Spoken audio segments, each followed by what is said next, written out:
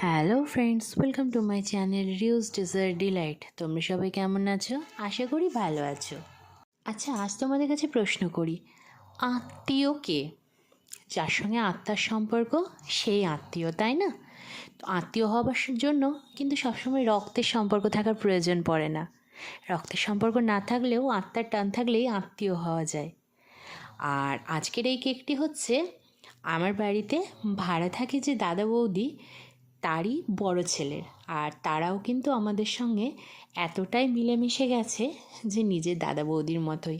মনেই হয় না যে ওরা ভাড়া আছে, সবসময় মনে হয় আমার নিজেরই দাদা বৌদি। আর সেই দাদা বৌদির বড় ছেলে অর্থাৎ বড় ভাইপোর জন্মদিনে এই কেকটি আমি তৈরি করেছিলাম। কেকটির ফ্লেভার ছিল চকলেট।